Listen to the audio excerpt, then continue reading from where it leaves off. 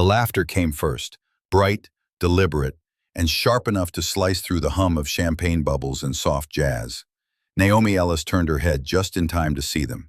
A cluster of people gathered near the marble staircase, their smiles too polished to be kind. And in the middle of them stood her husband, Ethan Ward, golden hair, tailored confidence, a glass of vintage in one hand. And on his arm, a woman Naomi had never seen before, wearing a silver dress that caught the light like armor. Someone whispered, "He brought her?" How bold. The words hung in the air, slick and poisonous. The chandelier above shattered its light across the mirrored walls, and for one suspended moment, Naomi realized she wasn't just watching a betrayal. She was starring in its exhibition. Before we go further, if stories about power, love, and redemption move something deep in you, then stay close. Like this moment, share your thoughts and follow, because the journey Naomi is about to begin is the kind that changes everything you thought you knew about strength. The gala was being held on the top floor of the Halston Museum, a glass and steel cathedral built for people who like to see their own reflections while pretending to admire art. Outside, Manhattan glowed like circuitry. Inside, the city's most powerful drifted from sculpture to sculpture, murmuring in the low, deliberate tones of people accustomed to being overheard. Naomi had dressed with care, black silk, minimal jewelry, hair natural and proud, the kind of beauty that didn't need permission. She had imagined this night would celebrate her company's breakthrough, the AI system she'd spent years building. Instead, it felt like standing beneath a skylight about to crack. She caught Ethan's eye across the room. He smiled, the same effortless smile that had once made her believe he was her safe place in a world that judged too quickly. But tonight, that smile belonged to someone else. The woman beside him, Clara, someone murmured, laughed too loudly, resting a manicured hand on his chest. It wasn't intimacy that made Naomi's stomach twist. It was performance. He wanted her to see. He wanted everyone to see. Naomi's champagne glass trembled, the bubbles collapsing against the rim. She reminded herself to breathe, to stand tall. 7 years together, from cramped labs at MIT to boardrooms on Wall Street, and she'd thought she knew every version of Ethan, the dreamer, the strategist, the lover. But this version, the one who looked right past her in a room full of eyes, was new. Or maybe it was the only version that had ever truly existed. A woman in pearls brushed past, muttering to a friend, "She's the scientist, right? The one who built the algorithm?" The friend shrugged. "Maybe, but it's his company, isn't it?" Naomi felt the words sink into her like stones. His company. The phrase was everywhere lately, in interviews, in press releases, in conversations that didn't stop when she entered the room. The subtle erasure had started long before tonight, but this was the first time it felt like a public execution. She set her glass down and moved toward the edge of the gallery. From there, she could see everything. Ethan, charming as always, Clara, radiant, the investors, circling like sharks drawn by blood. It should have been her night. Their product had just passed its FDA trial, a medical AI that could predict heart failure before symptoms appeared. It was the culmination of her doctoral work, her mother's sacrifice, every sleepless night she'd spent believing that purpose could protect her. But standing in that room of glass and money, Naomi finally understood the truth. In Ethan's world, she had never been a partner. She had been an accessory, a credential in high heels, the proof of his modernity, a token he could display until something shinier caught the light. Outside, snow began to fall against the tall windows, thin and weightless. She watched the flakes gather on the glass, blurring the skyline. It felt almost merciful, the city softening, the world fading. A server offered her another drink. She declined with a quiet smile. The night was too sharp already. Then came the final blow, Clara's voice, melodic and cruel. Can you imagine being her? I suppose he thought it would look progressive. Naomi's heart stilled. The small group around Clara laughed politely, like witnesses applauding at a funeral. Ethan didn't correct her. He didn't even flinch. He simply adjusted his cufflinks and carried on his conversation, as if his wife weren't standing 15 feet away, dissolving into silence. Something inside Naomi, That last small belief in shared loyalty cracked cleanly down the middle. But beneath the pain there was something else, something alive. Not rage, not yet. Clarity. The kind that hurts at first because it shows you the truth you were too afraid to name. She turned toward the exit, the noise of the room swelling behind her. She could feel eyes following her, some pitying, some triumphant. None of them mattered. As she passed the glass doors and stepped into the cold, Manhattan's lights reflected against her skin like fragments of a mirror she'd just shattered. It wasn't over, not even close. The woman walking out of that museum would never be the same one who walked in, because some betrayals don't just end a marriage, they ignite a revolution. Before there was betrayal, there was brilliance, and before brilliance, there was belief, the kind that makes you think intellect can protect your heart. Naomi Ellis first met Ethan Ward on a rain-slicked afternoon in Cambridge, at a technology conference crowded with idealists and opportunists. She was 28, presenting her doctoral research from MIT, an algorithm designed to detect the earliest signs of cardiovascular disease through subtle data patterns invisible to human eyes. Her slides flickered with lines of code, medical charts, and simulations. Most people in the audience stared politely, already half-scrolling through emails on their phones. Ethan was different. He leaned forward, elbows on his knees, expressions sharpened with curiosity. When her presentation ended, he approached her as if drawn by gravity. "You just made artificial intelligence sound like poetry," he said, offering a hand. Ethan Ward, "I build systems that try to make the world smarter, but you make it more humane." Naomi had laughed, awkward but flattered. Compliments rarely caught her off guard, but this one was disarming in its precision. Most men saw the scientist and looked for the woman underneath, or the woman and forgot the scientist existed. Ethan managed to see both, or seemed to. Over coffee that stretched into hours, they talked about innovation and purpose. She spoke about using data to save lives in underfunded hospitals. He spoke about democratizing access to technology. Their ideals fit together too neatly, like puzzle pieces cut from the same board. By the time the cafe closed, Ethan had convinced her that their meeting wasn't coincidence. "Every system," he said, "needs a balance between logic and heart. You're the algorithm. I'll be the interface." It sounded ridiculous later, and yet in that moment, it was perfect. Months unfolded like a simulation running exactly to plan. They began collaborating remotely, merging her code with his design platform. The results were extraordinary. Cleaner models, faster predictions, a machine that could learn to save human lives. Their partnership was effortless, almost intoxicating. Late-night calls turned into early morning flights. Research papers turned into whispered confessions. When Ethan proposed, it wasn't on one knee or under candlelight.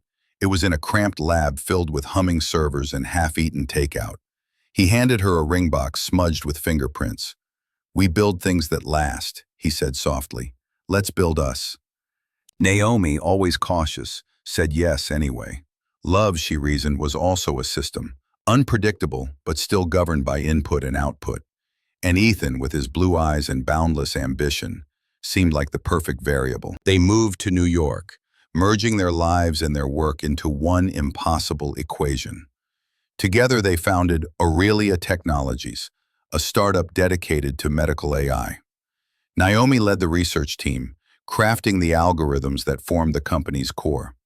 Ethan handled investors, strategy, and the glittering front-facing world she found exhausting. He called her my co-founder, my secret weapon, my heart. The early days were euphoric, the kind of brilliance that blinds you. They worked until dawn, living off caffeine and adrenaline, sharing victories like secrets. When they secured their first round of funding, Ethan lifted her onto a lab table and whispered, "We're unstoppable, you and me." For a while, it was true. But success changes the air in a room. The higher Aurelia climbed, the more Ethan began to occupy the spotlight. Interviews that once featured both of them started introducing him as the visionary founder. Her face appeared smaller in the background, blurred beside his. At first, Naomi didn't mind. She hated attention anyway. But subtle omissions grew into structural erasure. He signed contracts without her presence, for efficiency. He simplified her ownership stake to streamline the board structure. She told herself it was temporary, that trust was the foundation of every partnership. Ethan could be so persuasive, so calm. When she questioned him, he smiled and said, "You're the genius, Naomi. I just make sure the world sees it the right way." And she wanted to believe him, wanted to believe that the man who kissed her forehead at night could never lie with the same mouth. Their wedding was small, a private ceremony overlooking the Hudson.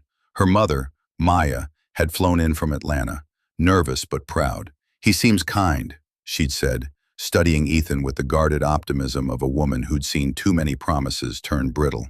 "Just make sure he sees you, baby. All of you." Naomi had brushed it off. "Of course he does, Mama. He sees everything." But maybe that was the problem. Ethan did see everything. Her talent, her vulnerability, her hunger to belong in a world that questioned her right to be there. And he knew exactly how to turn that hunger into dependence. Years passed in a blur of product launches, gala dinners, and subtle concessions. Their apartment became a museum of their success. Glass walls, curated art, a view so pristine it didn't look real. But inside, small silences began to bloom. Ethan worked later. His texts grew shorter. When he did look at her, it was with the distracted admiration of someone studying a completed project. Then came the first red flag, an investor dinner Naomi wasn't invited to. "It's just a formality," Ethan had said. "They respond better to one face at the table." Optics. Optics. That word again, slippery and cold. She told herself not to overreact, not to sound defensive. But something inside her shifted, a quiet unease she couldn't quite explain. The following months blurred into restless nights and empty mornings. She told herself it was stress, the natural friction of ambition. She ignored the late-night emails from unknown names, the lingering scent of foreign perfume, the way Ethan flinched when she mentioned collaboration. Naomi was a scientist. She believed in evidence, not intuition.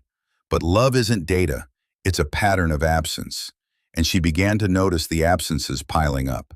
Missed calls, empty chairs, smiles that never reached his eyes. The algorithm that had once united them, the perfect balance between logic and emotion, was failing. But she didn't know yet that the system wasn't broken. It had simply never been built for her benefit. In the quiet of their penthouse, surrounded by the machines she designed to save lives, Naomi began to feel like one of her own test subjects, studied, measured, optimized, but no longer human. And somewhere beneath the hum of progress, something inside her began to whisper, "You built this. You can build again. But first you must watch it burn." The city glittered below them like a promise. From the 42nd floor of their penthouse, Manhattan looked infinite, a galaxy of glass and ambition, every window glowing with someone's sleepless pursuit of power. Naomi used to love that view. It had once represented possibility, the skyline of a future she'd built with her own hands. But now, standing barefoot beside the cold glass, it only reflected everything she'd lost while pretending to have it all. Behind her, the apartment was a cathedral of success. White marble floors, curated art, walls that whispered silence. It looked perfect in magazines. Aurelia founders, the couple revolutionizing medical AI. But perfection had a sound and it was hollow. Ethan was late again. He was always late now. The first few times he'd text apologies that sounded tender. Investor dinner ran over. Don't wait up. Then the messages became shorter. Meetings. Busy. Then they stopped entirely.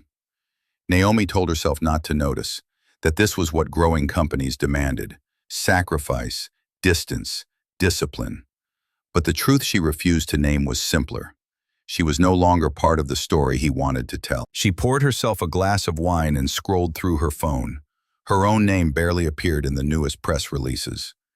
Ethan Ward, visionary founder of Aurelia Technologies. Her title, Chief Science Officer, was buried halfway down the article, mentioned like a footnote in her own invention. The algorithm she had built, her life's work, had become his revolution. She remembered the first night they moved into this place. The furniture hadn't arrived yet. They'd eaten Chinese takeout on the floor. Ethan had looked out at the city and said, "We're finally here, Nye." This is what we fought for. She'd smiled then, believing him, believing that we meant us, believing that love was a shared equation, not a silent transaction. Now, as she stared at the reflection of her own face in the glass, she realized she had become an accessory, not a partner. Ethan had built a kingdom out of her brilliance and locked her inside as a symbol of it. The elevator chimed. The sound made her pulse quicken. She turned, half expecting Ethan's familiar silhouette. But it was quiet, just the echo of the doorman's voice down the hall, the faint laughter of neighbors hosting their own polished gatherings. Ethan wasn't coming home. He'd said something earlier that week that still burned in her chest. "You're too serious, Naomi. Investors need warmth, not data," as if warmth were something he could trademark. She opened her laptop, desperate to lose herself in numbers. Code never lied, code never promised, and withdrew. But even the glowing lines on her screen seemed foreign now. Her creation, yes, but no longer hers in the world's eyes. The next morning, she joined Ethan for breakfast for the first time in weeks. He looked impeccable as always. Linen shirt, gold cufflinks, the scent of ambition. She asked if they could revisit her role in the company. He didn't look up from his tablet. "You're doing important work.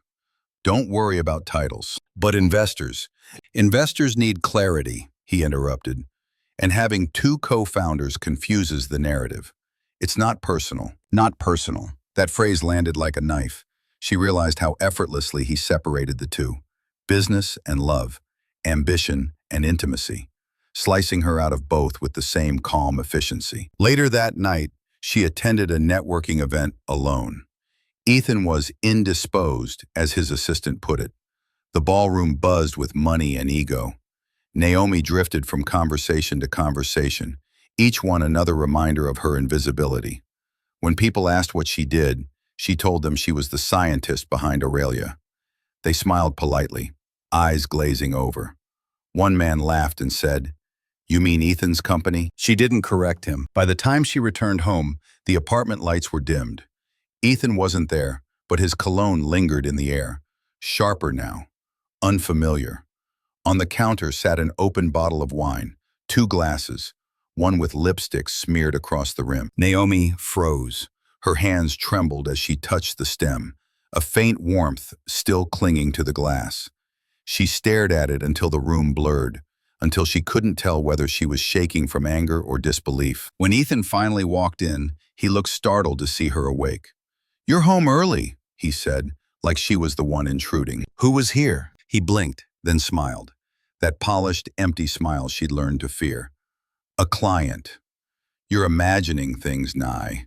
You've been stressed. You need rest." It wasn't a lie, but it wasn't the truth either. It was the kind of answer designed to make her question herself. And it worked. For a few weeks, she convinced herself she was paranoid, that love could still be repaired if she just worked harder, smiled more, made herself smaller. But every time Ethan touched her, she felt distance instead of warmth. Every time he said, "we," it sounded rehearsed. One evening, she found herself wandering through the streets below their building. She stopped outside a small jazz bar, drawn by the sound of a trumpet. Inside, people were laughing, real, unfiltered laughter that didn't need to impress anyone. For the first time in months, she exhaled. A woman at the bar glanced over. "You look like someone who's about to make a decision," she said. Naomi smiled faintly. "Maybe I am." The woman raised her glass. "Here's to it then, whatever it is." Naomi didn't know yet that the decision had already begun. In the quiet corners of her heart where something old was dying and something new was learning to breathe. When she returned home that night, the city lights still shimmered outside their window. But they looked different now. Not like stars, but like sparks falling from something burning. Manhattan had been the dream. But dreams, she realized, could be illusions too. Beautiful, fragile, and dangerous. And sometimes you had to wake up inside the fire to remember who you were before it started. The first crack didn't sound like breaking glass. It sounded like silence. The kind that creeps into a room where words used to live. The kind that makes you realize something has shifted, even before you dare to look. Naomi noticed it one morning when she woke to find Ethan's side of the bed untouched. The sheets still smooth, the pillow cold. On the kitchen counter lay his watch, the one she'd given him the day Aurelia Technologies launched. Beneath it, a note written in his precise handwriting. Meeting early. Don't wait up. She stared at the paper until the words blurred. He'd stopped saying we, even in the smallest sentences. That week, she returned to the office for the first time in months. Aurelia had grown beyond recognition. Glass partitions, new faces, an entire floor of people she didn't know. The receptionist greeted her politely, but hesitated before buzzing her in, as if unsure whether she still belonged. When she entered the main conference room, Ethan was already there, laughing with investors. He looked immaculate, cufflinks glinting, charisma radiating. His laughter stopped when he saw her, not in guilt, but in mild irritation. "Naomi," he said smoothly, "we weren't expecting you." We, as though she were the stranger in her own creation. "I thought I'd review the new diagnostic model," she said, setting her laptop down. "There are calibration issues in the neural network." Ethan smiled at the investors, then at her. "Let's keep it high level today. They're not here for code. They're here for vision." Vision. That word again. The one he used when he wanted to erase details.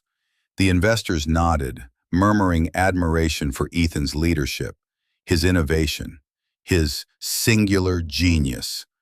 Naomi sat quietly, watching the algorithm she had written displayed on a massive screen. Introduced as Ethan Ward's breakthrough, her chest tightened.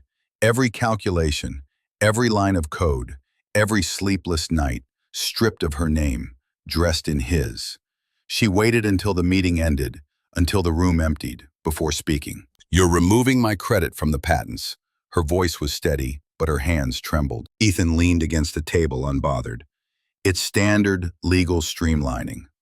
Too many names confuse ownership. You're still part of the team." "I'm not the team, Ethan. I'm the architect." He sighed, the sound of someone tired of explaining things to a child. "You're emotional right now. Let's not turn this into something personal." Not personal. That phrase again, his favorite form of dismissal. Naomi stared at him, searching for the man she had loved. But all she saw was the CEO. Polished, strategic, hollow. That night she returned home to find the apartment immaculate. Candles lit, music playing. Ethan greeted her with a smile too rehearsed to be real. "Let's not fight," he said, pouring wine. "You're the most brilliant person I know. But brilliance needs direction." "Yours?" she asked. He chuckled softly. "Ours." They ate dinner beneath the city lights, but the distance between them was immeasurable. Naomi studied him as he spoke about upcoming partnerships, investor meetings, new opportunities. He said I more than we. And somewhere between the fork and the glass, she realized he was no longer talking about the company. He was talking about a future that didn't include her. Days passed like code running in the background. Mechanical, endless. Naomi threw herself into her work, refining algorithms, chasing precision. Logic had always been her refuge. But the numbers began to blur too. Lines of code morphing into questions she didn't want to answer. One evening she stayed late in the office, reviewing data models. A message notification appeared on Ethan's laptop, left open beside hers. "Dinner was perfect. You taste like victory." The name attached was Clara Vaughn. The air left her lungs in one long, soundless exhale. She stared at the message until the room tilted, until her pulse became the only thing she could hear. Her first instinct wasn't anger. It was disbelief. Because betrayal, when it comes from the person who knows your every scar, doesn't feel explosive. It feels surgical. Precise. Calculated. When Ethan came home later, she asked without accusation, her voice barely above a whisper. "Who is Clara?" He paused. "She's an art consultant. We're working on a branding partnership." And the part about how she tastes, his expression didn't even flinch. "You went through my messages?" "You left them open." Ethan ran a hand through his hair. "Naomi, you've been distant." "I didn't mean for this to. It's complicated." She waited. He didn't continue. "What's complicated about honesty?" "You wouldn't understand," he said finally. "You live in your head. You don't see the world the way it works." That sentence, meant to wound, landed exactly where he intended. She'd spent her life fighting to be seen as more than a data set, more than a token of diversity or intellect. And now, The man who'd once called her his equal reduced her to an inconvenience. Ethan moved into the guest room that night. The silence between them became structural, part of the apartment itself. Naomi still went to work, still smiled at colleagues, still signed her name beside his on the letterhead. But every time she saw his face on magazine covers, every time a reporter said, "Ethan Ward's algorithm," something inside her fractured further. Then came the press photo. Ethan and Clara at a gallery event, smiling beneath the headline, "The Visionary and His Muse." No mention of Naomi, not even a footnote. She stared at the photo until her vision blurred. Then she closed the laptop and sat still, the city outside flashing its relentless light. The room around her shimmered like glass under pressure. She thought about the algorithm she had built, designed to detect minute irregularities in the human heart before collapse. She realized she had built the same system for herself, too late. Every irregularity had been there, the withheld affection, the rebranded ideas, the quiet condescension. The data had been screaming the truth all along. Now, she could finally read it. And somewhere in that understanding, in that quiet, devastating moment of clarity, Naomi stopped trying to fix what was broken. Because the cracks were not her failure. They were the map leading her out. The gallery smelled of wealth, champagne, perfume, and the faint metallic tang of polished silver. Naomi stood near the marble balustrade, her back straight, her face a perfect mask. Around her, Manhattan's elite drifted through the exhibition, like angels carved from ice. Cameras flashed. Laughter ricocheted against the high ceilings. Every sound seemed to echo too loudly, like it was happening inside her chest. She'd promised herself she wouldn't come.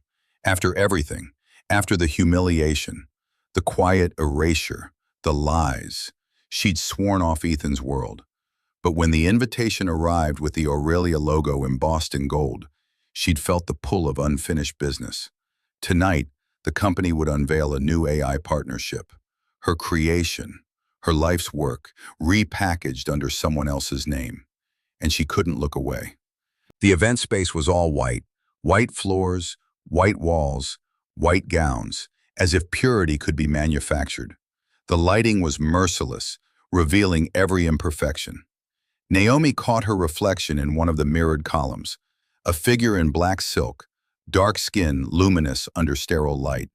She looked like a single brushstroke of truth across a page of pretense. Then she saw him, Ethan Ward, the man who once whispered that they would change the world together. Now he stood under a halo of artificial light, flanked by investors and photographers, one hand resting lightly on the back of a woman in a pearl dress. Clara Vaughn. The image was so perfectly composed that Naomi almost laughed. Of course it would be Clara, the art curator, the socialite, the one who belonged effortlessly in rooms like this. Ethan had always loved symmetry, the illusion of harmony, even when everything beneath was breaking. Naomi felt her pulse steady. No shaking hands, no tears, just a deep, detached clarity. She watched as Ethan took the stage, his voice smooth as ever. "At Aurelia, we don't just build technology," he said. "We build the future." The audience applauded. Cameras clicked. He gestured to the display behind him, a looping animation of her algorithm predicting heart failure. The caption beneath read, "Aurelia Technologies, vision by Ethan Ward." Her throat burned. She imagined standing up, interrupting him, telling the room that every line of that code, every variable, every neural layer was hers, that the man they applauded had stolen more than her name. He'd stolen her meaning. But she didn't move, because sometimes the most powerful act of defiance is not spectacle, it's silence. As the crowd swarmed him afterward, Naomi turned to leave. That's when she heard the voice. "Can you imagine bringing her to a place like this?" The words were low, conspiratorial, followed by laughter, bright, cruel. She didn't have to turn to know it was Clara. Something cold and electric moved through her veins. The words hit like static, sharp and invisible. She turned anyway. Clara was laughing with a group of donors, eyes glittering with amusement. When their gazes met, Clara didn't look away. She smiled, not kindly, not cruelly, just with the quiet confidence of someone who believed she'd already won. Ethan saw them then, For a brief second, the world slowed. His expression flickered. Recognition, discomfort, calculation. Then he placed a hand on Clara's waist and turned away. That was the moment, Naomi realized, that the man she had loved finally died. She left without a sound. Outside, the night air hit her lungs like glass breaking. The city was alive. Cabs honking, lights pulsing, voices spilling from rooftop bars. But Naomi walked as if underwater, the sound fading until all that remained was her own heartbeat. She passed glittering storefronts, couples laughing on sidewalks, the same dreamscape she'd once believed she'd conquered. Now it looked like a museum of illusions. When she reached the edge of the Hudson, she stopped. The river was dark, restless, reflecting fractured light from skyscrapers that reached like spears into the sky. She took off her heels and stood barefoot on the cold concrete, staring at the water. Her phone buzzed, a message from her mother. "Proud of you, baby. I saw the article about Aurelia's new launch. You did it." Naomi's breath caught. Her mother didn't know. How could she? She'd always believed in the story Naomi had told her.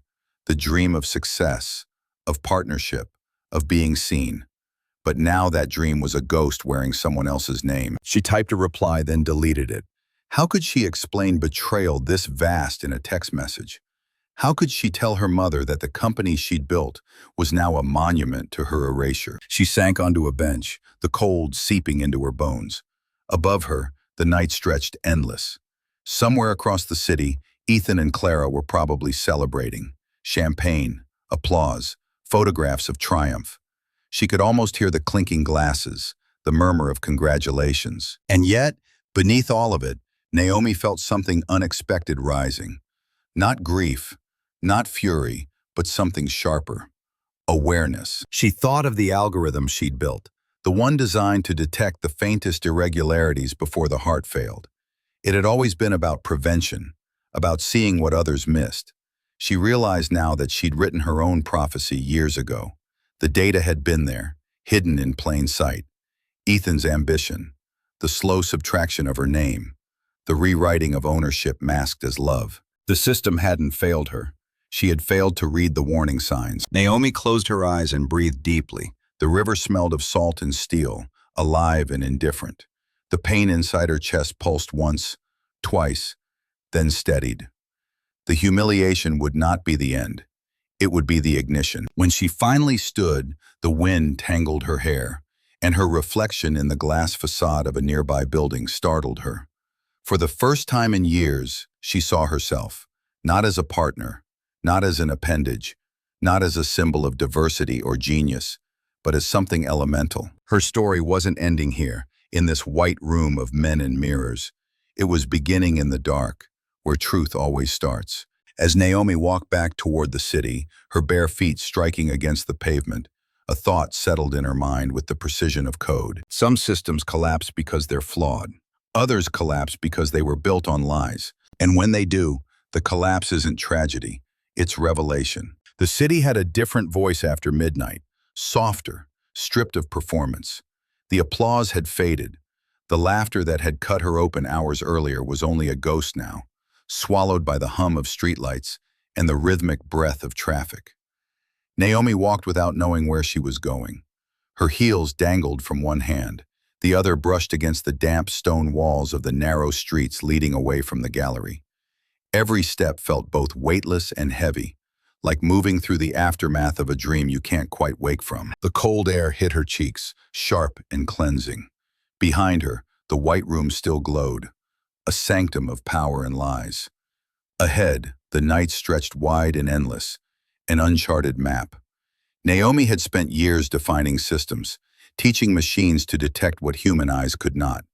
But she had missed the most important data point of all, the precise moment when love had turned into ownership. Somewhere between the flickering neon of a late-night bodega and the roar of the river, she stopped.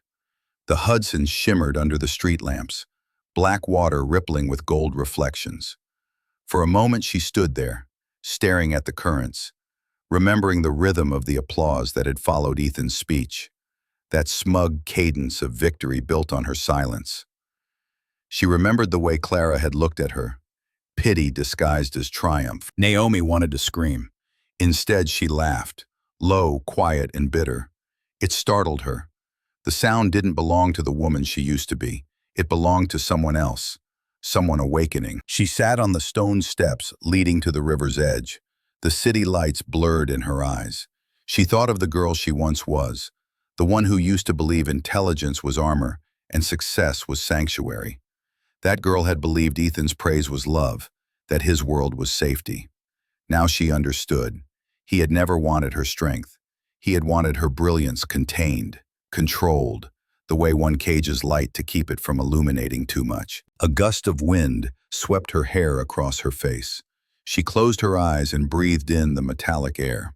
Her mother's voice came back to her then, clear as water. Never make yourself small so someone else can feel tall. She had made herself microscopic, all in the name of harmony, all in the hope that intellect and love could coexist without hierarchy. But now that illusion lay shattered at her feet, and somehow the shattering felt like freedom. She took out her phone and opened the news feed.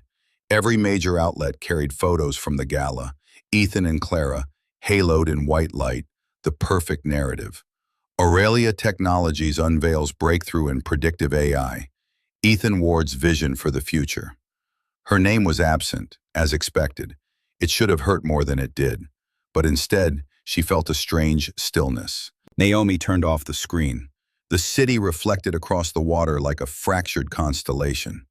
For the first time in years, she wasn't thinking in algorithms or projections or probabilities. She was thinking in silence, pure, unquantifiable silence. It was nearly dawn when she found herself walking toward the Brooklyn Bridge. The air was colder here, the wind rising off the water in restless waves. Her bare feet ached, but she didn't stop. The skyline glittered ahead, each building a monument to someone's hunger. She wondered how many stories like hers were hidden in those towers. How many dreams had been stolen and renamed. How many women had been told to be grateful for being included. Halfway across the bridge, she paused. Beneath her, the East River churned, endless and unbothered. Above her, the first light of morning began to thin the dark. She felt suddenly small, not powerless, but precise, like a single point in an equation that finally made sense. Naomi whispered into the wind, "You don't get to end me." The city didn't answer. It didn't need to. The air carried her words anyway, scattering them across the skyline like static, the beginning of a new signal. By the time she reached the other side of the bridge, the sun was bleeding gold between the skyscrapers. Her skin glowed in the light, and the exhaustion in her bones felt clean. The night had stripped her of everything false. All that remained was the raw pulse of truth. She walked until she reached the edge of Brooklyn, where the city softened into quiet streets and coffee shops still asleep. A small park overlooked the river. She sat on a bench, watching the sunlight climb the mirrored faces of Manhattan's towers. It struck her that the view was the same, but the meaning had changed. Those windows no longer looked like the dream. They looked like the cage. Her phone vibrated again. Another message from her mother. "Morning, love. Remember who you are." Naomi smiled faintly. Maybe for the first time in years she did. She opened her laptop right there on the bench. The screen glowed pale in the dawn. Her fingers hesitated for only a moment before moving. She began opening old files. Her doctoral research, her original code, the algorithms she'd written long before Ethan. Each file felt like a heartbeat returning to life. The world believed her creation belonged to him, but the truth, buried deep in the architecture of the code, was that it still carried her signature. Invisible, but indelible. Every function, every parameter, every sequence bore traces of her logic, her rhythm, her soul. Naomi began to type, not to fix what he'd broken, but to rebuild what she'd forgotten she owned. The first line of new code appeared on the screen. Function, begin, again, input, return self. A whisper of a smile crossed her lips. Behind her, the city roared awake. The world would keep spinning. The deals, the articles, the empty promises. But Naomi had stepped outside its orbit. She wasn't running anymore. She was rewriting. As the sun rose fully over the water, light pooled across the screen, flooding her reflection. For a moment, she couldn't tell where she ended and the light began. And that was the point. This was not the night she broke. This was the night she remembered the power of her own mind, and the morning she chose to use it again. The world thought it had taken her name. What it had really done was give her back her voice. By the time Naomi returned to Manhattan, the city had already begun rewriting her story without her. Headlines sang the praises of Ethan Ward, the visionary mind behind Aurelia's new algorithm. Investors were lining up, journalists were fawning, and every glossy cover showed his perfect smile, the same one that used to make her believe she was safe. But safety was an illusion she'd long since outgrown. She had spent 2 days in Brooklyn, living on coffee and resolve, combing through archives of old documents, contracts, emails, patent filings, research drafts. Every click of her trackpad felt like peeling back a layer of deceit. Ethan's name appeared where hers once had, his signature replacing hers in quiet revisions. A digital erasure, legal, surgical, and absolutely intentional. He'd been planning this for years. In the quiet of her rented room above a bakery, Naomi stared at the glow of her laptop. The truth wasn't just emotional anymore. It was measurable. She had proof. Hidden deep in the metadata of the original prototype, a series of encrypted notes she'd embedded during her doctoral research. Her initials, timestamps, and annotations, small breadcrumbs of authorship he'd overlooked in his haste to claim the spotlight. They were still there, immutable and undeniable. She leaned back in her chair, heart pounding with a mix of grief and grim satisfaction. It wasn't revenge she wanted, it was reclamation. A name restored, a truth no longer buried beneath his charisma. Morning light filtered through the curtains, and she felt the exhaustion of years settle over her shoulders. But beneath it, a different current pulsed, determination. For the first time in months, she had direction. The scientist in her had reawakened, clinical and precise. She made a list. It wasn't long, but it was meticulous. Retrieve the original contract from Aurelia's legal archives. Locate the independent patent registration drafts. Contact Dr. Marquez, her former mentor at MIT, who'd witnessed her first demonstration. Secure evidence off-site. She saved the list, encrypted it, and titled the file reclamation.docx. That night, she put on the same black coat she'd worn the evening she left Ethan's gala, the night her world had collapsed, and returned to the Aurelia building. It was nearly midnight when she entered, the air cold and sterile. Her security badge still worked. Apparently, he hadn't thought to revoke it. The office was silent except for the faint hum of servers. The glass walls shimmered under dim fluorescent light. She moved quietly down the hallway toward the data room, her reflection following her like a shadow across polished surfaces. For a moment, she hesitated. She could still walk away. She could let it all burn and start somewhere new. But then she remembered her mother's voice on the phone the week before, soft, hopeful, unaware. "You did it, baby. You made something that helps people." Naomi wasn't doing this for vengeance. She was doing it so her mother's pride wouldn't be built on a lie. She slid her access card through the scanner. The door clicked open. Rows of hardware blinked in rhythmic light. The company's servers housed the lifeblood of Aurelia. Data sets, clinical reports, algorithmic sequences. Naomi moved straight to the terminal and entered a line of code she'd written years ago. Her backdoor, her failsafe. Within seconds, the system unfolded for her, obedient and unguarded. There it was, Aurelia Predictive Model, version 1.0, her creation, still carrying her original notations, still pulsing with her logic. She downloaded everything, source files, patents, communication logs. The folder filled with evidence like oxygen filling a lung. When the final file transferred, Naomi stared at the progress bar, her reflection rippling across the screen. "Hello, Naomi." The voice froze her. Ethan stood in the doorway, hands in his pockets, posture casual but eyes razor sharp. The light behind him fractured across the glass, turning him into something half saint, half predator. "I figured you'd come eventually," he said softly. "You always did hate loose ends." Naomi didn't move. "You replaced my name on the patents." He smiled faintly. "I streamlined the ownership structure. Investors like simplicity." "You mean theft." "Don't dramatize it," Ethan said, stepping closer. You wouldn't have known how to make Aurelia market ready. I did what needed to be done. You're the scientist. I'm the strategist. That's how it's always been. You stole my life's work. His eyes softened, almost tender. No, Naomi. I completed it. That was the moment she understood. Ethan wasn't lying to hurt her. He genuinely believed it. His delusion was so deep, so seamless, that he had rewritten the past inside his own mind. He didn't see a thief in the mirror. He saw a visionary. Naomi took a slow breath. You always said the algorithm could predict collapse. Maybe it can. She turned the laptop toward him. Because this, what you've built, it's already failing. Ethan's jaw tightened. You won't win. This isn't a war, Ethan. It's an audit. She unplugged the drive, closed the laptop, and walked past him. For a second, she expected him to grab her arm, to lash out, to say something cruel enough to pierce her calm. But he didn't. He just watched her go, his silence louder than rage. Outside, the city was beginning to glow with early morning light.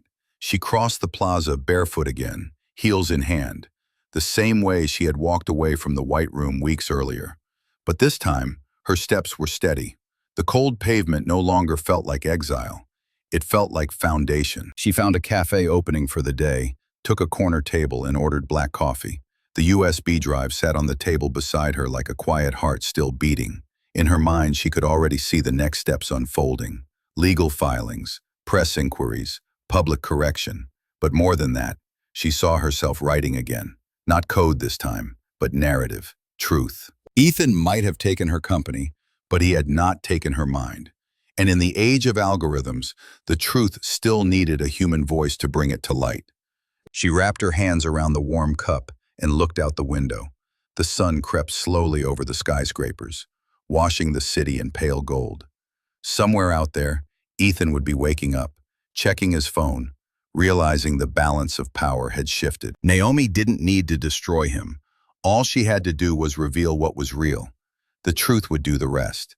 She took a long sip of coffee and whispered to herself, every system leaves a trail. And now, finally, she was ready to follow it all the way back to the beginning. Morning came without mercy. The city roared back to life, and with it came the noise. Headlines, notifications, the relentless churn of a world that never paused long enough to feel. Naomi sat in the cafe by the window, her coffee long gone cold, watching the streets wake up. Delivery trucks rumbled past. Commuters hurried by with phones pressed to their ears. Everyone had somewhere to be, something to chase. But for the first time in years, Naomi had nowhere to rush. No deadlines, no board meetings, no Ethan. The small USB drive rested beside her cup, a sliver of metal holding both her past and her liberation. She had spent the night reading through the files, her code, her drafts, her notes, all still carrying her fingerprints. The evidence was irrefutable, but more than that, it was personal. Every line of text whispered with memory.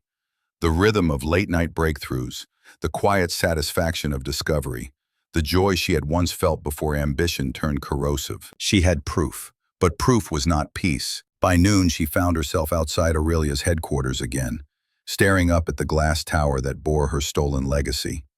The building gleamed like a blade against the winter sky.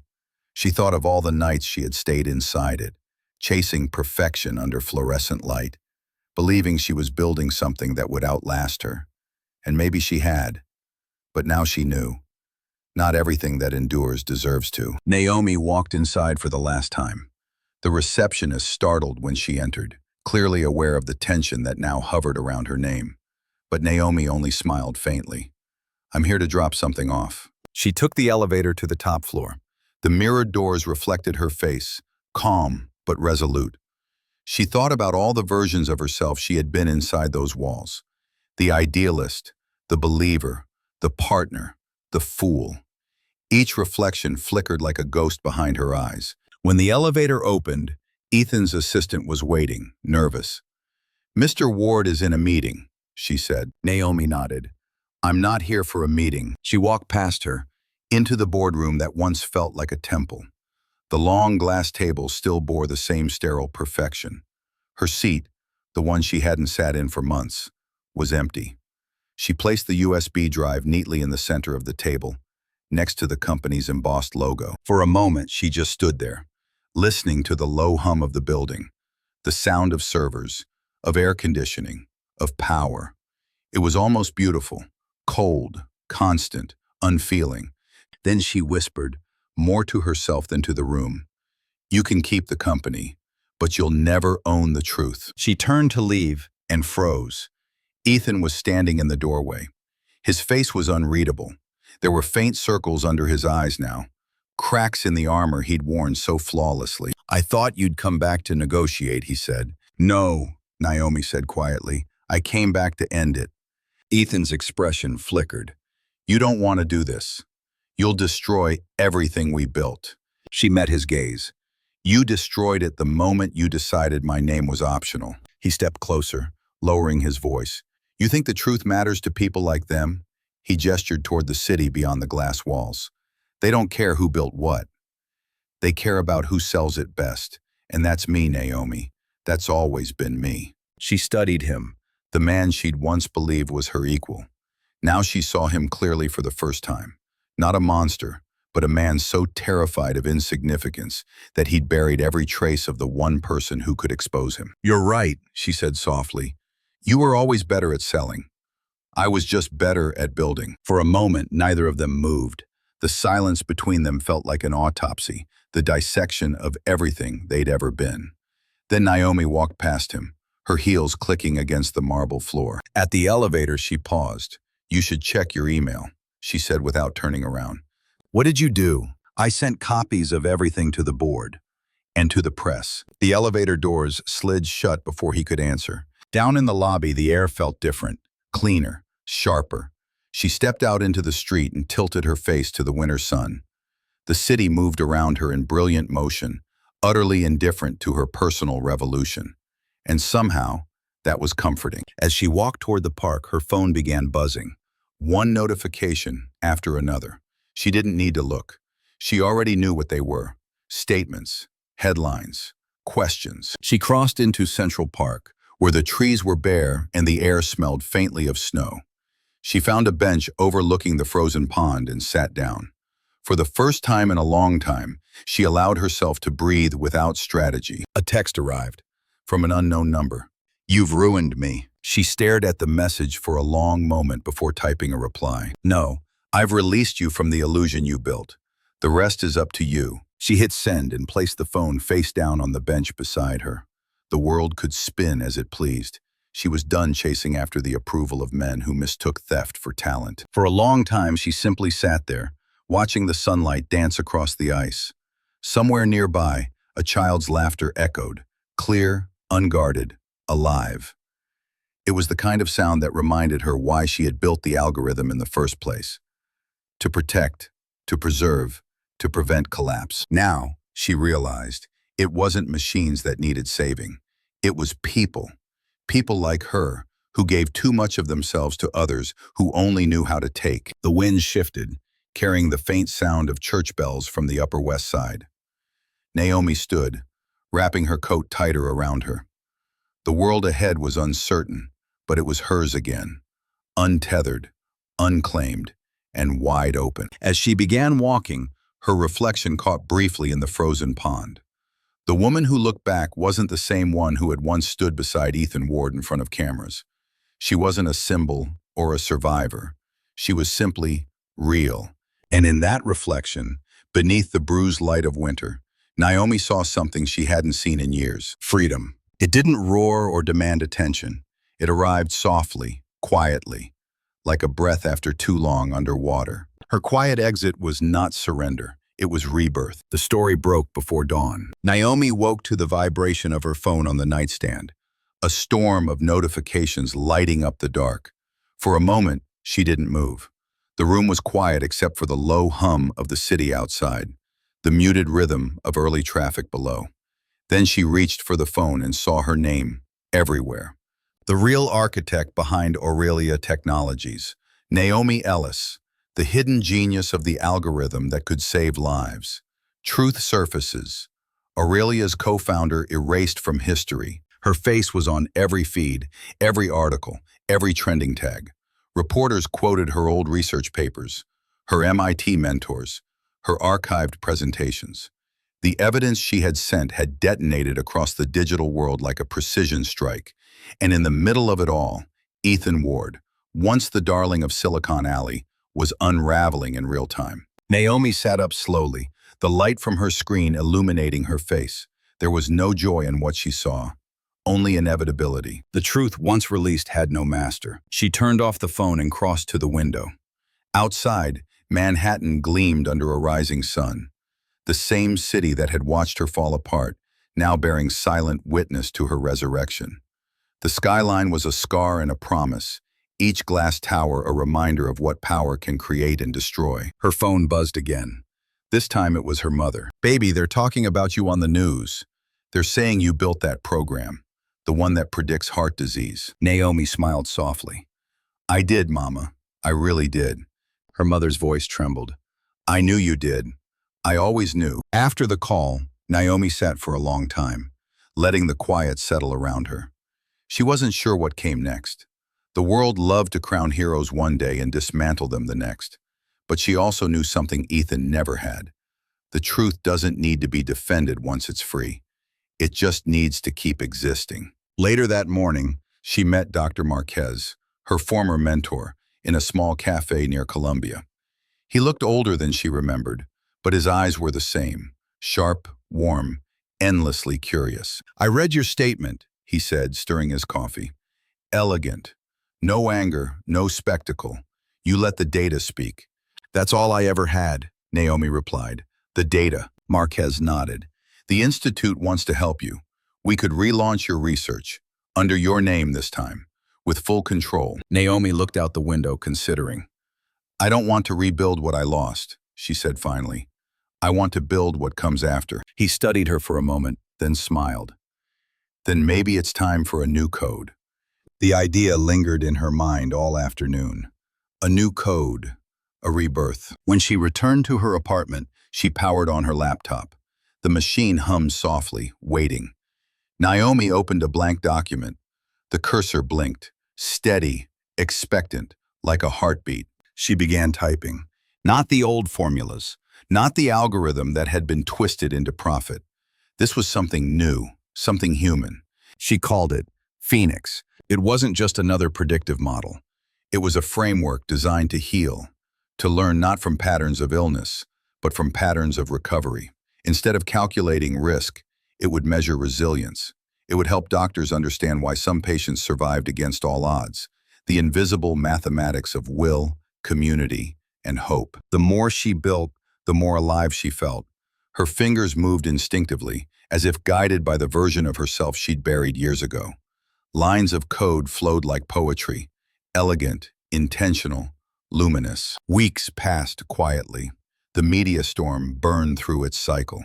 Ethan's resignation, the board's public apology, the slow, inevitable fading of outrage into memory. But Naomi stayed silent. While the world speculated, she worked. The Phoenix Code grew from concept to architecture, from dream to design. Every variable was a testament to rebirth, not perfection, but survival. The algorithm didn't seek to predict collapse anymore. It sought to understand how light returns after it. One night, as she ran her first simulation, the screen pulsed with a sequence of glowing green lines. The results scrolled upward. System stable. Anomaly detected. Regeneration pattern recognized. Naomi laughed softly, tears pricking her eyes. For years, she had built systems that mirrored her own fragility. Now, finally, she had written one that mirrored her strength. She decided to release Phoenix under open access. No patents, no shareholders, no press release, just code, free to anyone who could use it to save lives. When the software went live, doctors from Kenya, India, and rural America began reaching out, astonished by its efficiency. It spread quietly, the way light spreads through cracks. Without a corporate machine behind it, it moved slower, but truer. One morning, Naomi received an email from a hospital in Detroit. A young doctor wrote that the system had identified a rare heart irregularity in a patient who otherwise would have gone unnoticed. "You saved her life," the doctor wrote. Naomi stared at the message for a long time. She didn't reply. She didn't need to. That night she walked to the river again, the same place she'd stood on the night she'd almost broken. The wind was cold, the air clean. The city shimmered on the water, alive and indifferent. She closed her eyes and listened to the sound of it. Cars, footsteps, laughter, the heartbeat of millions. Somewhere in that rhythm she heard herself. The woman who had once built algorithms to predict collapse was now building them to trace rebirth. Somewhere out there, Ethan Ward would be reading the same headlines she once feared, her name returning, her work reclaiming the light. But she felt no need for vengeance. His empire had been built on the illusion of control. Hers was built on release. Naomi stood on the pier until the sky turned violet, then whispered into the wind. "You tried to erase me, but I was the code you couldn't delete." The city lights flickered in reply, thousands of windows glowing in the dark, each one a tiny, stubborn pulse of survival. And in that reflection, Naomi Ellis saw what she truly was. Not a victim, not a savior, but a signal reborn. The Phoenix Code was alive, and so was she. Truth, Naomi had learned, doesn't roar. It moves quietly, slow as erosion, steady as time. It begins as a whisper that no one wants to hear, then grows until it becomes the only sound left. Months had passed since the night the truth about Aurelia broke open. The scandal had left the tech world spinning. Ethan Ward's empire had fractured under the weight of its own deception. Lawsuits, audits, board resignations. His name had gone from a headline of glory to a case study in ruin. And through it all, Naomi remained silent. She didn't appear on talk shows or panels. She refused interviews and declined awards. The journalists who tried to find her called it mystique. But it wasn't mystique, it was peace.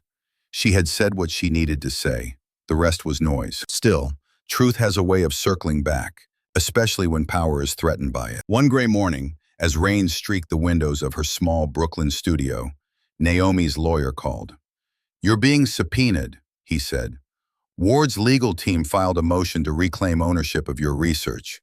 They're arguing you breached your original contract by releasing Phoenix to the public." Naomi exhaled slowly.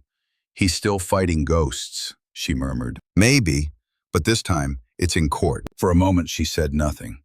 Then calmly, "Tell them I'll be there." The courthouse was colder than she expected. Stone floors, marble columns, the kind of architecture built to remind people of weight and consequence. Naomi sat at the plaintiff's table, dressed simply in gray. Across the aisle, Ethan looked smaller than she remembered. His hair was thinner, his tan gone. The arrogance that once glowed around him had faded, leaving only calculation. When he glanced at her, his eyes flickered with something unreadable. Regret, perhaps, or the memory of power lost. But Naomi didn't look away. The judge entered, and the room fell silent. The case was simple on paper, but heavy with implication. Ethan claimed that Naomi's public release of the Phoenix Code violated the non-disclosure agreement she had signed years ago as part of Aurelia. He wanted control back, over the code, over the narrative, maybe even over her. But what he didn't understand was that Naomi had already stepped beyond the reach of ownership. As her lawyer presented the evidence, her emails, her research logs, her encrypted signatures, Naomi sat still, her hands folded in her lap. Every timestamp, every file path, every fragment of metadata confirmed what she already knew. She had always been the origin. Ethan hadn't just stolen code, he'd stolen identity. When it was his turn to testify, Ethan's voice was smooth, practiced, familiar. Aurelia was built as a collective effort, he said, eyes trained on the judge.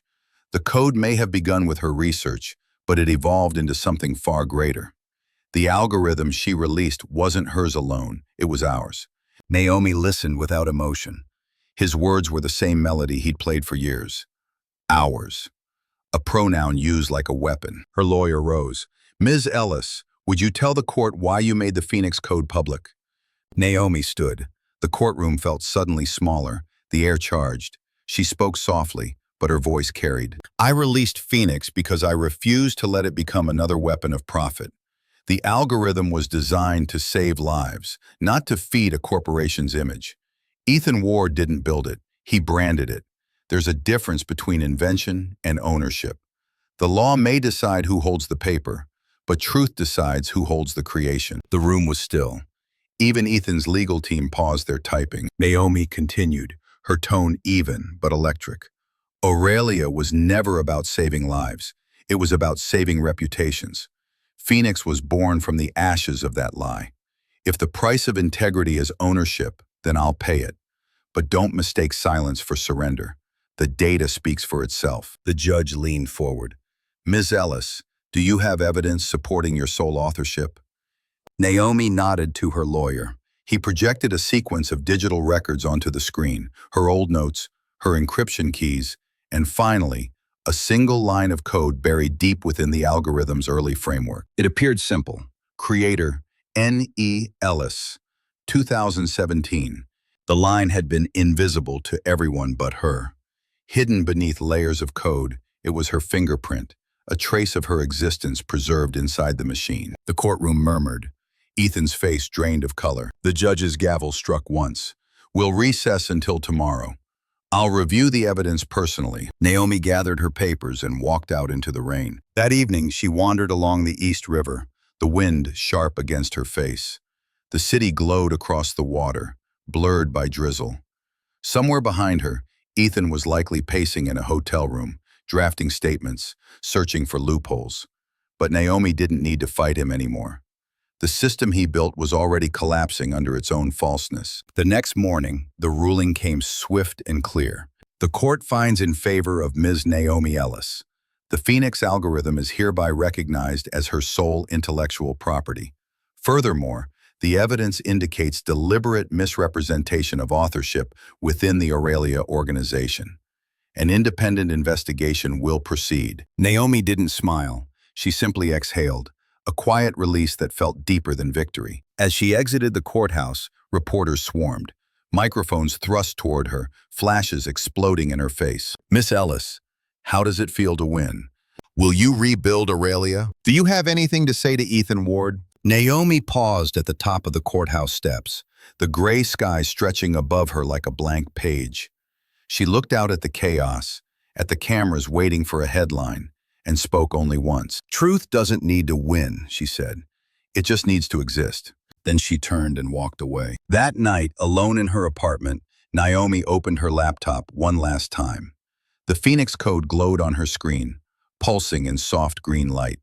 For the first time, she allowed herself to feel what she had been too guarded to name: pride. Not in the vindication, not in the fame, but in the endurance of her own voice. She scrolled to the bottom of the script and typed one new line. The law of truth. It cannot be owned, only lived. The cursor blinked once, then stilled. Outside, the city lights shimmered like constellations reborn. Somewhere out there, people she would never meet were alive because of what she had built. That was enough. Naomi closed the laptop, leaned back, and let the quiet hold her. The truth had spoken, and it was hers again. The night after the verdict, the city burned, not with flames, but with whispers, digital embers leaping from screen to screen, headline to headline. Naomi Ellis's name had become a symbol, a parable, a reckoning. In offices and coffee shops, people repeated her story like folklore.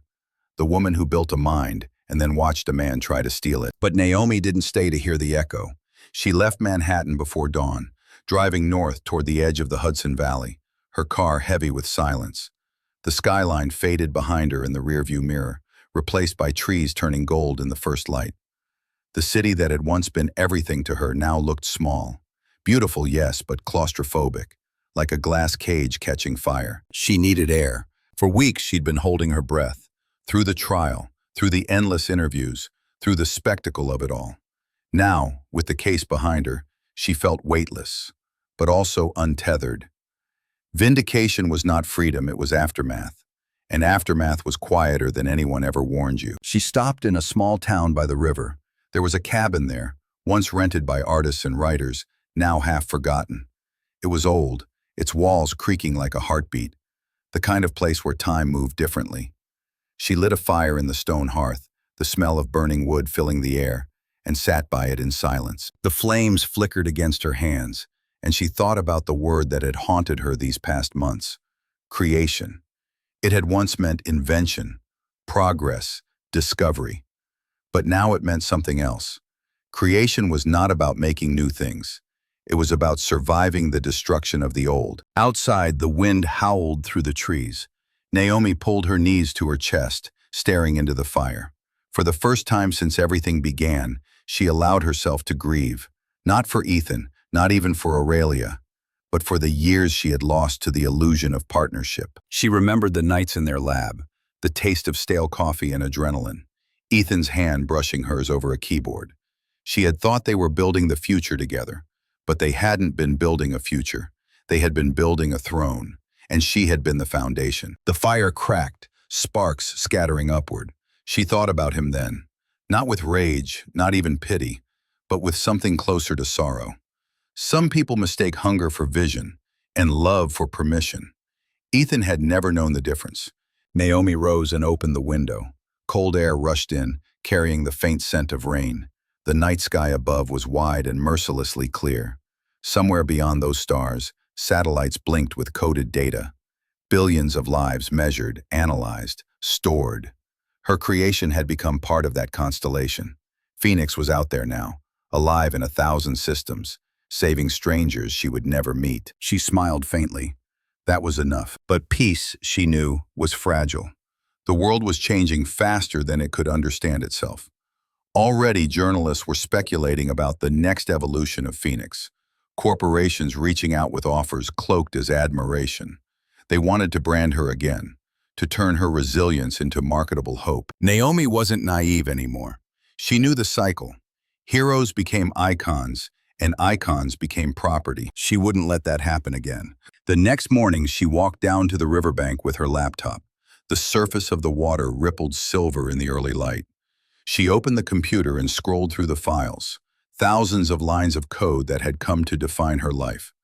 Her fingers hovered over the keys. Then she began to write, not code this time, but a letter. It was addressed to no one and everyone. A testament, a confession, a release. To whoever finds this, the algorithm is yours now. Not to own, but to protect. It was built to serve life, not power. It learns, it adapts, it forgives, just as I had to. But remember this, no code is neutral. Every system carries its maker's reflection. If you feed it greed, it will learn hunger. If you feed it compassion, it will learn light. The choice is yours. The choice has always been yours. She read the words twice, then uploaded the file to an open repository and encrypted the rest of the code beyond recovery. When the process was done, she watched the progress bar disappear, a digital flame extinguishing itself. It felt like closing a wound. As she sat by the river, her phone buzzed. It was a message from an unknown number. You really burned it all down, didn't you? There was no name, but she knew who it was. Naomi typed back, fingers steady. No, Ethan. I just stopped pretending it wasn't already on fire. She turned the phone off and placed it beside her on the dock. The wind stirred the water, scattering light across her reflection. For a moment, she saw two versions of herself, past and present. The woman who had been silenced and the woman who had learned how to speak through silence. She closed her eyes and listened. The world was humming, distant trains, rustling leaves, the low heartbeat of the earth. For the first time in years, it didn't sound like data. It sounded like life. Behind her, the fire in the cabin crackled softly, its embers glowing through the open door. Echoes of warmth, not destruction. Proof that even after the flames, something endures. Naomi whispered to the wind. Maybe that's what truth really is. Not the light itself, but what survives after the burning. The river answered in ripples, carrying her words downstream toward the city she had left behind. Somewhere out there, people were speaking her name, some in admiration, some in warning, some in awe. But Naomi Ellis wasn't listening anymore. She had already said everything she needed to say, through code, through courage, through the quiet fire of survival. And as the sun broke fully over the horizon, painting the river gold, Naomi realized something profound. The fire hadn't destroyed her. It had revealed what was indestructible. The city hadn't changed. It was Naomi who had. When she returned to Manhattan 3 months later, the skyline looked the same. Cold, glittering, defiant. But it no longer held her hostage. She walked through the streets that had once felt like battlegrounds, now simply landmarks in a war she had already won by leaving. The air was crisp, the kind that sharpened your thoughts. Her coat brushed against her knees as she crossed the plaza in front of the Halston Museum, the same place where everything had begun. The night of the gala felt like another lifetime. The glass staircase, the whispers, the silver dress, Ethan's hand on another woman's waist. All of it still lived in her memory, but it no longer stung. The wound had healed into something tougher than scar tissue. Truth. She had come back for a meeting. One final one. A journalist named Layla Rhodes had reached out weeks ago. Young, sharp, relentless. "I'm writing about what happens after vindication," Layla had said. "The aftermath, the cost. People think justice is an ending. I want to show them it isn't." Naomi agreed. Not for attention, but for accuracy. The world had told her story once already, and they had made it a spectacle. Now, she wanted it to be a reflection. They met in a quiet cafe tucked between glass towers downtown. The place was nearly empty except for a couple of grad students murmuring over laptops. Naomi arrived early and chose a table by the window, where the sunlight fractured into patterns on the glass. She could see her reflection faintly, a woman composed, unhurried, unhidden. When Layla arrived, she was exactly as Naomi had imagined. Curious eyes, fast words, the faint tremor of someone who had seen too much, too young. She introduced herself and placed a recorder on the table. "I'm not here to retell your story," she said. "I'm here to understand what came after it." Naomi smiled. "After truth, you mean?" Layla nodded. "Yes. What happens when the world finally listens?" Naomi looked out the window. It doesn't stay quiet for long. They spoke for hours. Layla asked about Phoenix, about the lawsuit, about Ethan, about the nights Naomi couldn't sleep. Naomi answered everything without embellishment. The words came easily now, smooth as breath, stripped of bitterness. "When you released Phoenix," Layla asked softly, "did you know it would make you famous again?" Naomi shook her head. "I didn't care about being famous.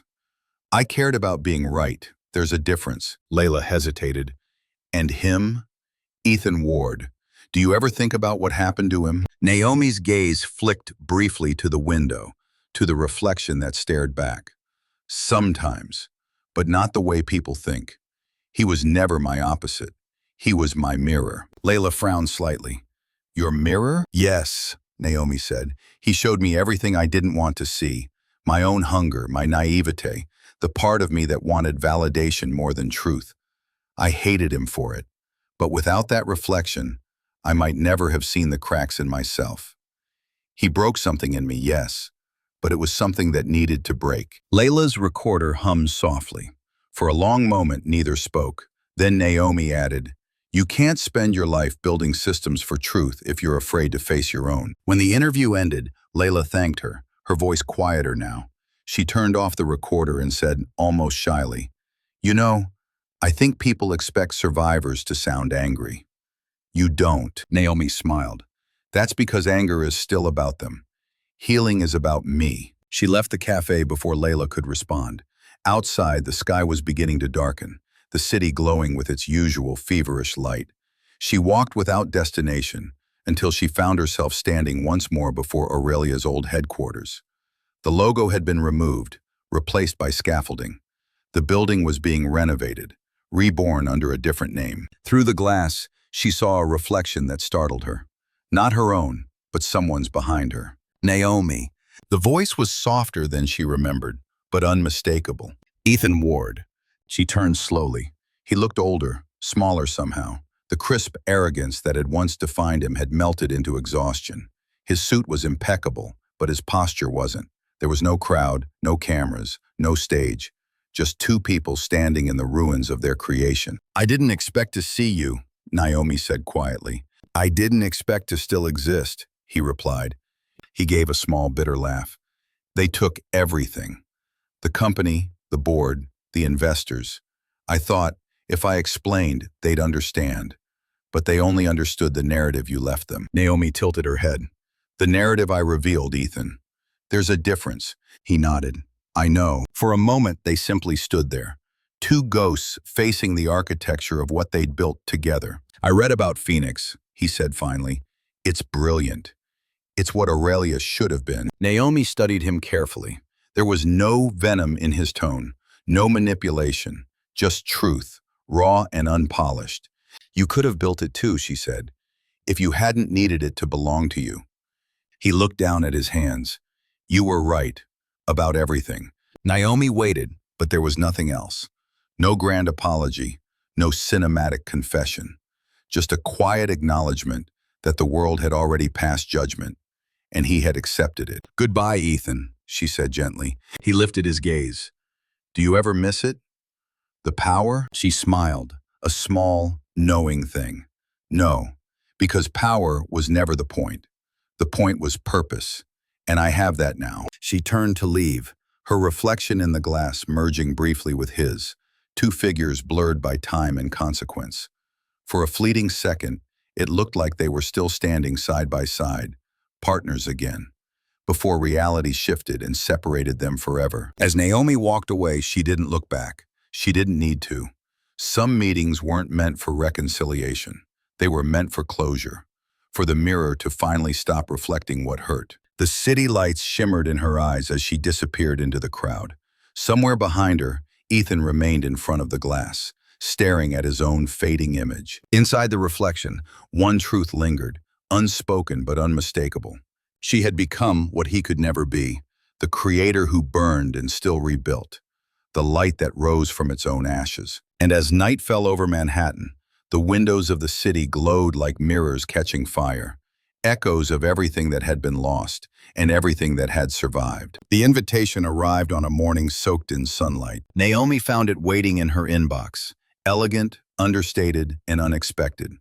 You are invited to deliver the closing address at the Global Summit on Ethical Technology. For a long time, she just stared at it, her coffee cooling beside her. The summit was the most prestigious stage in the world of innovation, the same one Ethan Ward had once dominated. Years ago, she would have dreamed of this. Now she hesitated, not out of fear, but because she understood what that stage really was. A mirror polished by ambition. Still, something in her stirred, not pride but purpose. The world had burned through its illusions of progress. Someone needed to stand up and remind it that technology wasn't salvation. It was reflection. And reflections, if left unguarded, always distorted the truth. Naomi typed a short reply. Yes, I'll be there. The conference was held in Geneva, in a glass dome perched on the edge of Lake Lemon. It was an architectural marvel, transparent, luminous, designed to make every voice feel both magnified and exposed.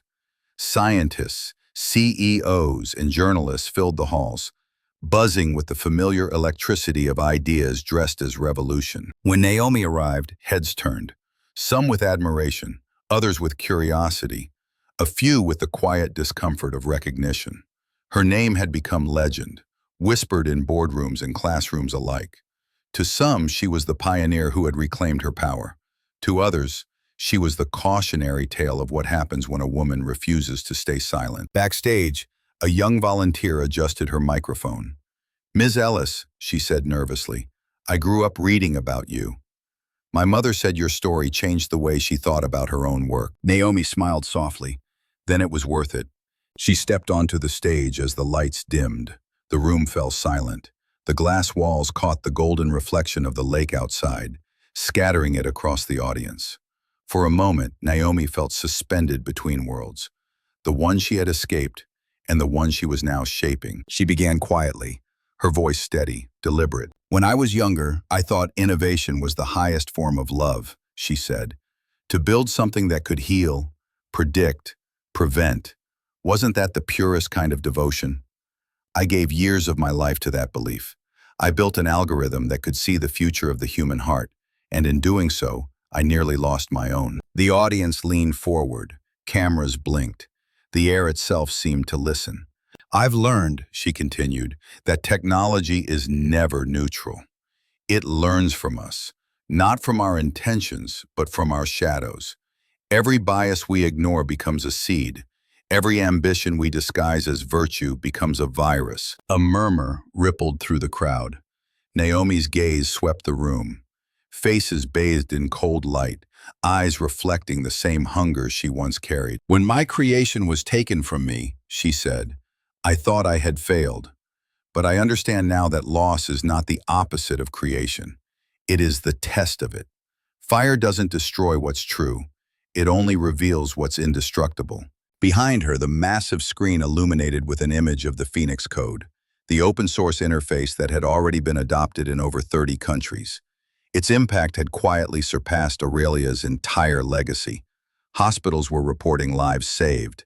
Communities were building on her work without profit, without hierarchy. She turned toward the image, her reflection caught in the screen, her face overlapping with the cascading lines of her own code. "This," Naomi said softly, "is what comes after ownership, after ego, after the illusion of control. The Phoenix Code was never meant to belong to me. It was meant to outlive me." There was a pause, that fragile, electric moment before emotion takes shape. Then, a single person began to clap. Another joined. Within seconds, the hall filled with applause that felt like thunder breaking glass. Naomi didn't smile, not yet. She simply nodded once, letting the sound wash over her without claiming it. When the crowd finally quieted, she added one last line. "If you build something powerful, build it with mercy. Because the future isn't measured by what we create. It's measured by what we're willing to let go." The applause rose again, this time softer, reverent. After the session, a small group gathered around her. Scientists, reporters, young students. She answered questions graciously, but her mind was elsewhere. Outside, the sun had begun to dip, scattering pink light across the lake. She slipped away from the crowd and walked down to the water's edge. The air smelled of rain. The surface of the lake was smooth, glassy, a perfect mirror. Naomi crouched, watching her reflection ripple. For a fleeting second, the face looking back wasn't the one the world knew. It was the one she'd hidden. Weary, hopeful, human. "Naomi!" She turned. It was Layla Rhodes, the journalist who had interviewed her months ago. She held a copy of her magazine in one hand. The cover read, "Naomi Ellis and the Ethics of Fire." "You were right," Layla said softly. "People didn't want another success story. They wanted the truth." Naomi glanced at the reflection of the magazine, her image printed beside the title. "The truth isn't glamorous," she said. "It just survives longer than the lies." Layla smiled. "You know what they're calling you now?" Naomi raised an eyebrow. "Something dramatic, I'm sure. The architect of light." Naomi laughed quietly. "Light burns too." Layla nodded. "Maybe that's why it matters." They stood there for a moment, the last of the sunset folding into the water. In the distance, the summit buildings shimmered, a monument of glass and ambition. Naomi turned toward it one final time. "Once," she said almost to herself, "I built a system that tried to predict the future. Now, I think I'd rather build one that remembers." Layla looked puzzled. "Remembers what?" Naomi's eyes softened. "What we almost lost becoming who we are." The wind rose off the lake, scattering the reflection into waves of color.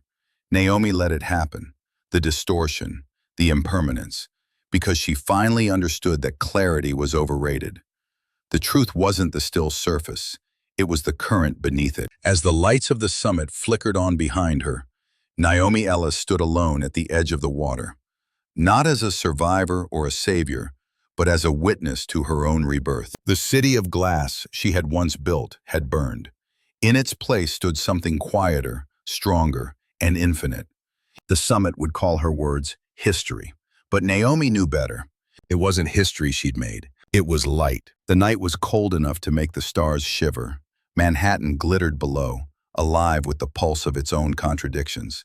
Power and ruin, ambition and regret. From the rooftop of the Halston Tower, the city looked deceptively peaceful, as if all its heartbreaks had been folded neatly into its skyline. Naomi stood near the edge, her coat wrapped tight against the wind. The glass railing mirrored her reflection, a woman both familiar and foreign. Behind her, the door clicked open. She didn't need to turn to know who it was. "Ethan," she said quietly. He stepped out, his footsteps hesitant against the stone. "You still recognize my walk." "I recognize a lot of things I wish I didn't," she replied. There was a long pause, filled only by the distant hum of traffic. Ethan moved closer, stopping a few feet behind her. His breath came in shallow bursts, visible in the cold air. "I wasn't sure you'd come," he said. "I almost didn't." He nodded, looking out over the city. "It's strange, isn't it? This view. I used to think it meant success." Naomi's eyes flicked toward him. "It used to mean ownership. You liked seeing everything beneath you." Ethan's mouth tightened. "Maybe I did." He took another step forward, then stopped at the railing. His hands trembled slightly as he gripped the edge. He was thinner now, his face drawn, the sharp confidence replaced with something fragile. Remorse, or perhaps exhaustion. "I'm leaving New York," he said, "for good this time.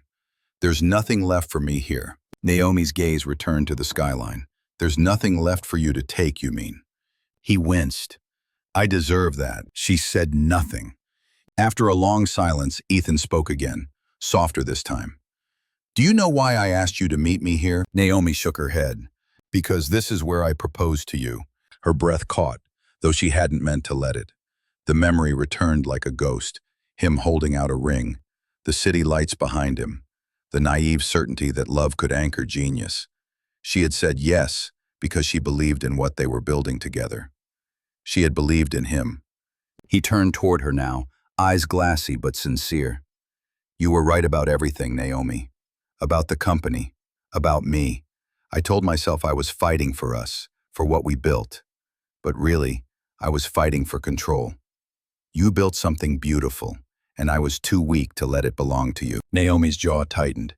"You didn't just steal my work, Ethan. You stole my voice, and you made me doubt my own reflection." "I know," his voice cracked, "and I can't undo that, but I can tell you I see it now. All of it. The nights you stayed in the lab while I was out selling your brilliance as mine. The interviews where I erased your name because I thought it made me look stronger.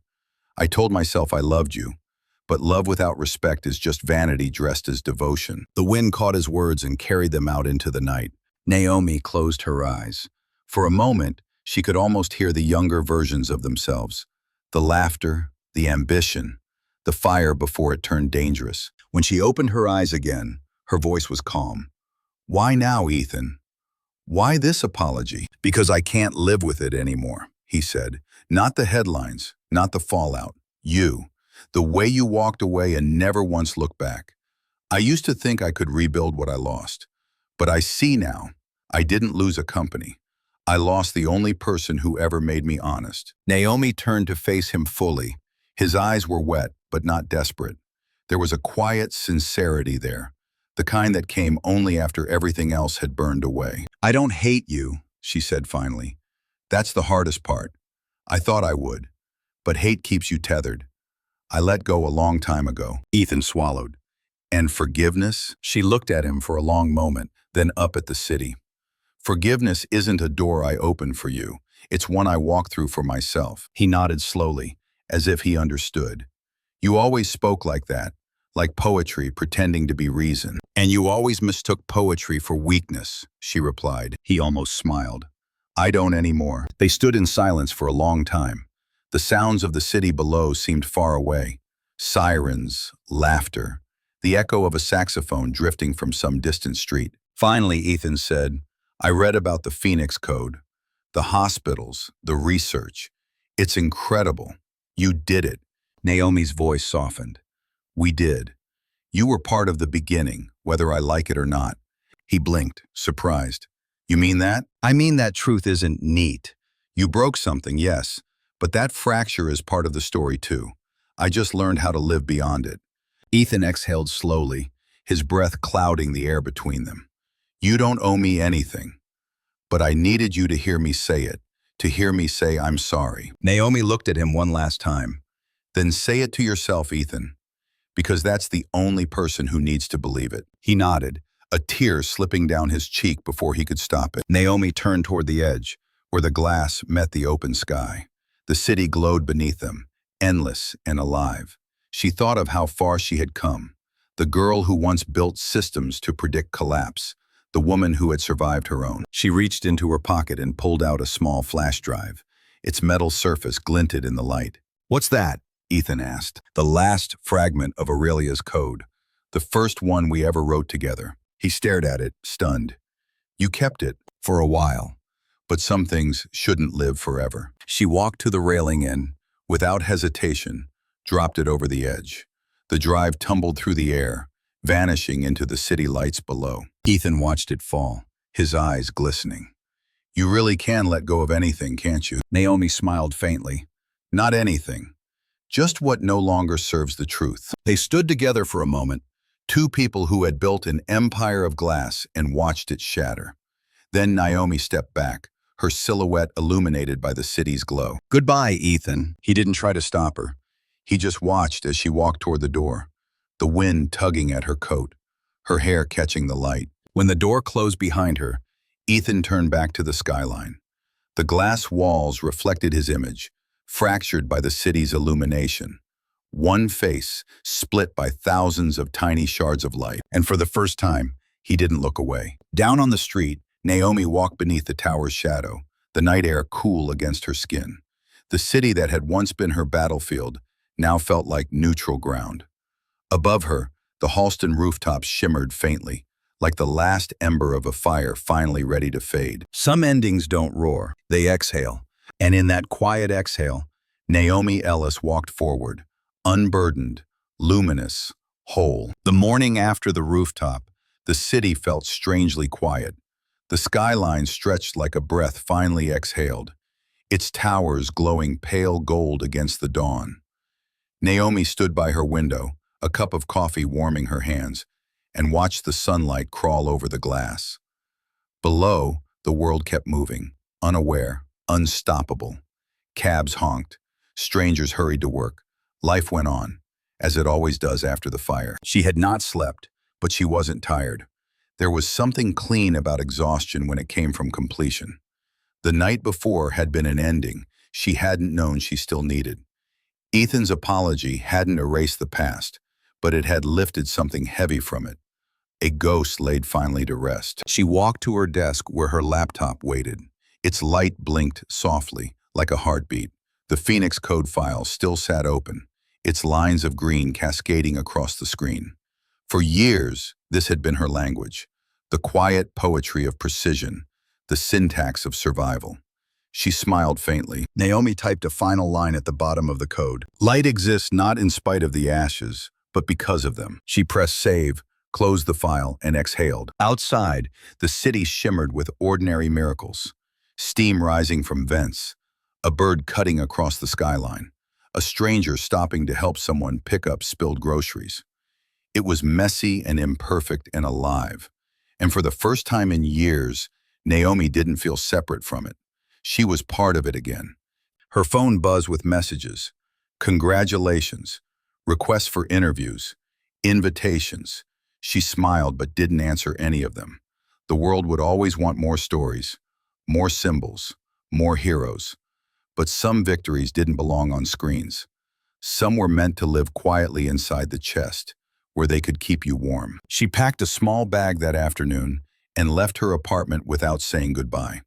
The doorman smiled as she passed, unaware that she wouldn't return. She took a cab to the train station, bought a one-way ticket north, and watched Manhattan fade through the window. A city of ghosts and glass, dissolving into distance. Hours later, the train wound through mountains painted with autumn fire. Trees burned crimson and gold beneath a sky the color of forgiveness. Naomi watched them blur past, each flicker of color a reminder that destruction and beauty often share the same breath. When the train stopped in a small riverside town, she stepped out into crisp air that smelled of pine and rain. The station was old, with wooden benches and faded signs. She felt the stillness settle around her like a blessing. A local woman at the cafe recognized her. "You're that scientist, aren't you? The one who built that heart program?" "Naomi, my sister's alive because of that thing," the woman said. "Doctors said it caught something no one else could. So, thank you." Naomi's throat tightened. She reached across the counter and gently squeezed the woman's hand. "You don't owe me thanks," she said softly. "You owe it to yourself, to keep living." As she left the cafe, tears pricked her eyes, not of sadness, but of recognition. The algorithm she had built was saving lives, yes, but what it had really done was give her back her own. She found a hill overlooking the river and sat down, the wind brushing through her hair. The water moved steadily below, dark and luminous, carrying reflections of clouds across its surface. The world didn't need her to lead it anymore. It just needed her to keep believing in its capacity to heal. She thought of everything that had led her here: the glass room, the betrayal, the trial, the fire, the quiet rebuilding. Every wound had once felt like an ending. But now, looking back, she understood. They had been beginnings in disguise. Ethan's final words echoed faintly in her mind. "Do you ever miss the power?" She smiled to herself. The answer was simple. Power fades, truth endures, and love, real love, not the kind built on possession but the kind built on purpose, was the only thing that ever survived the ashes. The sun began to set, spilling gold across the river. Naomi closed her eyes and let the warmth touch her face. Somewhere deep inside, she felt the light move through her. Not the blinding, consuming kind she once chased, but something steadier, quieter. The light that comes after. When she opened her eyes, she took out her phone and began to type a message. Not to Ethan, not to investors, but to the world. It was short, just a few words, but it carried everything she had learned. Rebuild what burns. Speak what's silenced. And if they try to bury you, remember, ashes make the richest soil. She posted it, and within minutes it began to spread. First among her followers, then across industries, then across the world.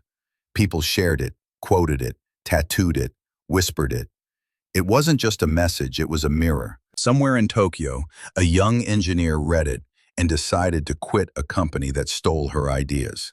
In Johannesburg, a doctor shared it with his team before another long night in the ICU.